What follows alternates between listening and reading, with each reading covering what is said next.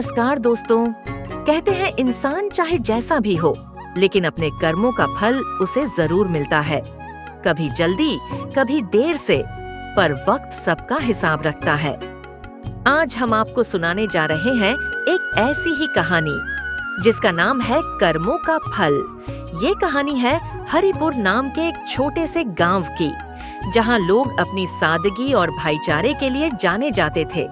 लेकिन एक आदमी था जो हमेशा अपने मतलब के लिए दूसरों का इस्तेमाल करता। हरिपुर गांव की सुबह बड़ी शांत और सुहानी होती थी। हल्की हल्की ठंडी हवा चलती, सूरज की किरणें जैसे ही सरकने लगती, गांव वाले अपने अपने काम में लग जाते।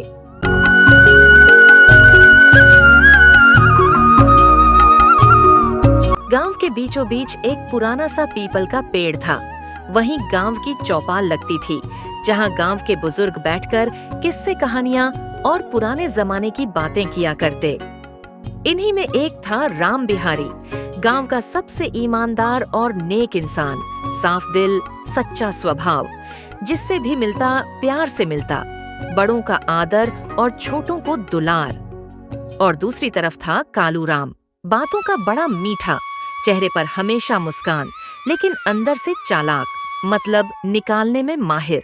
कालू राम की आदत थी, जहां भी कोई फायदा दिखे वहीं हाथ डाल देना, अपनी मीठी बातों से लोगों को फंसा लेना।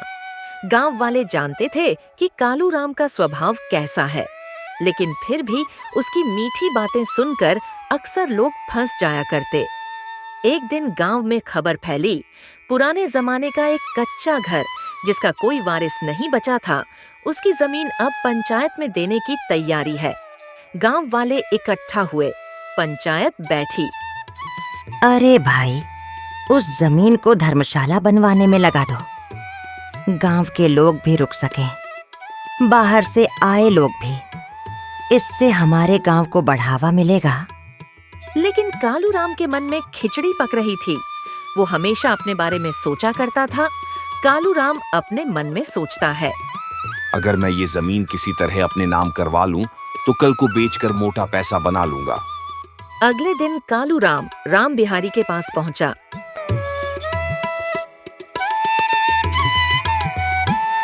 राम बिहारी भाई, सोच रहा था क्यों ना उस जमीन पर एक मंदिर बनवाएं, गांव का बड़ा पुण्य होगा। वाह भैया, बहुत नेक बात है। इसको करने में गांव वाले मना नहीं करेंगे। सब लोग दुआएं देंगे। इस बात को पंचायत में रखते हैं और इस काम को शुरू करते हैं। राम बिहारी तो सीधे दिल का आदमी था। उसे क्या पता था कालू राम के मन में मंदिर नहीं, जमीन हथियाने की चाल चल रही है। कालू राम ने बिना पंचायत को बताए पटवारी से मिलने का मन बना लिया। कालू राम अगले दिन पटवारी के पास पहुंचा। भाई, वो पुरानी जमीन मेरे नाम चढ़वा दे। मैं उस पर धर्मशाला बनवाने वाला हूँ। तू बस कागज तैयार कर दे। ठीक है भैया, जैसा आप कहो। पटवारी तो पैसे का लालची आदमी था। उसे किसके नाम करनी है, इससे मतलब नहीं, बस पैसे मिलने चाहिए। कालू राम ने अपनी मीठी बातों से काम पटा लिया, लेकिन किस्मत को कुछ और ही मंजूर था। पटवारी दोपहर को जमीन नापने आया। उसी वक्त बटोली बुआ की नजर पड़ गई। क्यों रे सुभाष, किसके कहने पर आया है? कालू राम भैया ने कहा धर्मशाला बनवानी है, उन्होंने ही भेजा है। बटोली बुआ समझ गई, कुछ तो गड़बड़ है।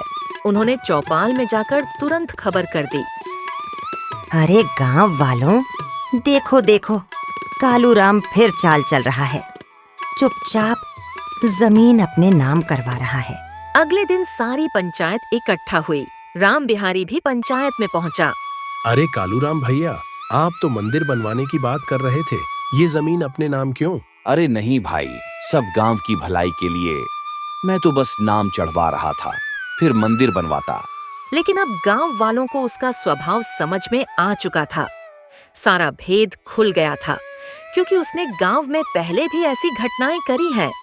गांव वाले उसकी चाल समझ चुके थे।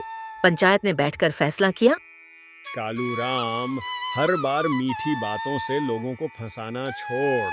अब ये गांव तुझे कोई पंचायत का काम नहीं देगा और ये जमीन अब धर्मशाला में ही जाएगी। कालू राम चुपचाप सिर झुकाकर खड़ा रह गया।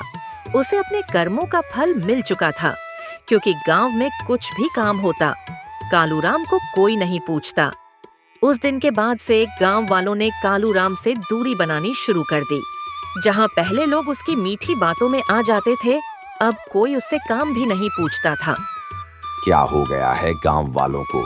कभी मैं जिस चौपाल का राजा था, आज कोई बात भी नहीं कर रहा। कहते हैं, जब इंसान अपने कर्मों से गिरता है तो समाज खुद किनारा कर लेता है, और वही हुआ कालूराम के साथ। कालूराम अकेले कमरे में लेटे रहता।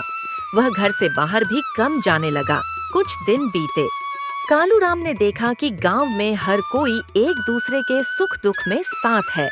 राम बिहारी और बटोली बुआ धर्मशाला के काम में लगे हैं। गांव में चहल पहल है। बस एक वही है जो हर तरफ अकेला। काश मैंने चालाकी न की होती, सबका भला सोचता तो आज मैं भी इसी भीड़ का हिस्सा होता। कालूराम को धीरे धीरे अपनी गलती का एहसास हुआ। एक दिन कालूराम अपने दिल पर पत्थर रखकर राम बिहारी के घर पहुंच जाता है। भाई माफ कर दो, मतलब के पीछे भागते भागते मैं अपनों को खो बैठा। अब बस चाहता हूँ थोड़ा गांव का भला कर सकूं। भाई, गलती इंसान से ही होती है।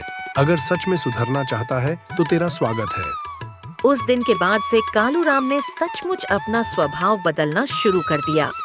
अब वो बिना मतलब के भी लोगों की मदद करने लगा। किसी के घर में काम हो तो खुद हाथ बंटाता, चौपाल की साफ सफाई कर देता। धीरे धीरे गांव वालों का भरोसा भी लौटने लगा। गांव की धर्मशाला भी तैयार हो गई। चल भाई, सब कुछ छोड़ जो पहले हम सब के बीच हुआ, जो तूने हमारे साथ करा। इन सब बातों को छोड़कर और एक दूसरे का ख्याल रखकर आगे बढ़ते हैं। आज से हम इस धर्मशाला की जिम्मेदारी तुझ पर सौंपते हैं। बस आगे से ईमानदारी से काम करना। राम बिहारी की बात सुनकर कालूराम की आंखें भर आईं। वो समझ गया, देर से ही सही, सच्चाई की राह अपनाने वाला कभी अकेला नहीं रहता।